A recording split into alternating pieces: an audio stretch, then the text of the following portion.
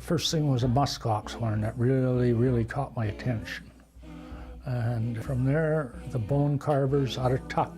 I was amazed at what they could do with a caribou antler or a moose antler. It started becoming alive.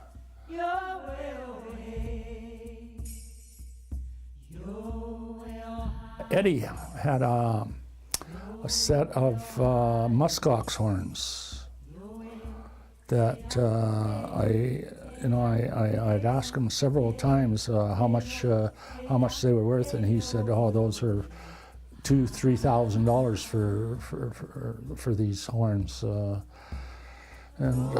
thought, well, I can't afford to buy them, but if I could get my hands on a set, I'd like to try it. I managed to get this one fella. I said he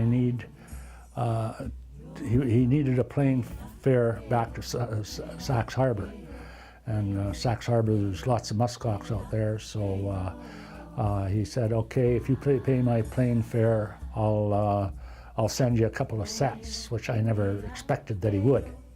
He just wanted to get home, so I got him the plane fare, and he, lo and behold, he sent me up 2 sets. The carvers in Tuck, they all died off. None of the young people took to the bone carving. They all took to the soapstone. Everything I did with the carving was all trial and error, because there was virtually nobody to show me, other than what the old timers. I could see what they did, and that wasn't good enough. They had to be good enough to put in an art gallery, and yes, the Eskimos, like a few of the Eskimos from up there, would sell some of their work in the art galleries. But I knew that if I wanted mine to be, finer and something that people could put on their dining room tables and coffee tables. I had to refine it, because like theirs, they did with a hacksaw blade and a file. It's all they ever used. There's processes. And even the sanding of it. All my bone, I'd start at 40 and work it up to 400. So there was all those steps to take before, and then it was ready to polish. If you tried polishing it before that, you could see all the marks in it. Whatever type of wax that I wound up using, the color stayed, and it just didn't work well.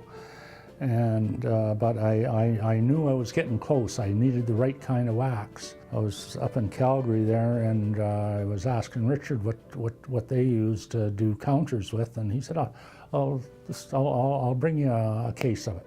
So he went and got me a case of it, and that was just exactly what I needed. I brought the bone out to a full luster now. Then there was a few other things I had to get over. I found that I couldn't use fresh antlers. They were way too much oil in them, and they would just turn kind of yellowish and dirty looking. That's when I realized, okay, these antlers have to be dried. And I tried drying them in the oven.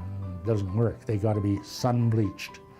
And I found that the very best that I could get the best polish on was when they were sun bleached for 5 years old or better. Everybody was amazed at how they polished. That was the first of anybody polishing bone.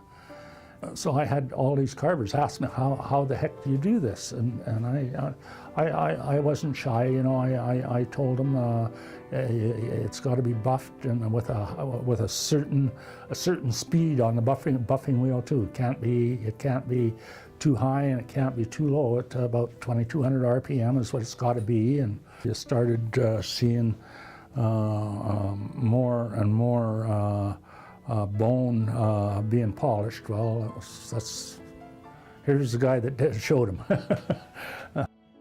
Every part of every horn had a specific thing that I could do with it. Like the moose horn, I had cut that whole palm out for geese on flying geese. The tips, I would use those all for the herring. The butt end where the horn started, I would use that for making my bears with. Deer were mostly for bases. Caribou, mostly bases for dog teams and big carvings that I was doing. I never threw pieces away that didn't work for the project I was trying to do. If something wasn't working, but it was still good enough to hang on to, I just set them aside, and the ones that weren't working, I just zing through the bandsaw, and that was it. I didn't have to try on them no more, because I used to waste so much time trying to get things the way that I wanted them, and finally you'd have to run them through the bandsaw anyhow. It comes from the inside out, I guess. When I get special horns, there'd be something special about them that I'd like, and I'd take them and hang them in my shop. And sometimes it would be months would go by, but I'd look at them every day and just see them hanging there. And then one day, poof, I had an idea for it. I could take it down and do whatever I wanted in 2 or 3 days with it. I very seldom had to buy horns. When I first started, I'd have to, because I didn't have that many. I would buy them from anybody that had them, or I'd offer money for them. Later on, I had one woman in Fort St. John. She ran the gallery there for the government. And she had a nicely done up piece in her gallery that anybody liked my work. She would take donations of horns. And every year I'd go down there, she'd have a pickup load for me. The way I started getting these on the market was just a fluke. Barb and I were having a garage sale.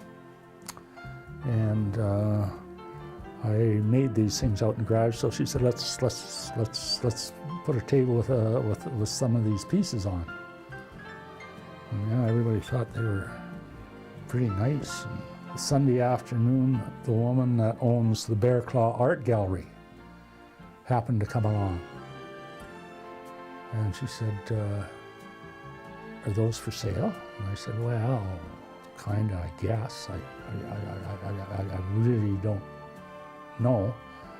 And she said, who made them? And I said, well, I do. I make them. And she said, well, anything you've got, bring it to the art gallery on Monday morning. Okay. That was the first art gallery that my stuff went into, was the Bear Claw. She was really fair with me. She said, how do you want to price yours? And I said, well, I have no idea. I started out a little bit cheap, and the next week she's phoning me. She said, have you got any more? He said, we can sell it. No, not a problem, no matter what the cost is. I had Tammy and Tracy working in the shop. I started paying them by the piece. just sand stuff, just strictly sand for me. And that way I could do the animals and carry on with the designs and stuff like that. And I used to pay them by the piece. Well, geez, they got so they were making nothing but money. They were making more than me, for crying out loud. So I said, no. You guys are going to get paid by the hour. you're doing a hell of a fine job, but you're going to break me. I really got going big at it when I went to Crescent Valley. Of course, my shop got better and my tools got better and everything just got so much nicer and so much better. On the farm, that studio was a chicken house before. I moved all the chickens out. I put big windows in it and hooked up fancy air conditioners in it. Personally, myself, I believe there was magic in that shop.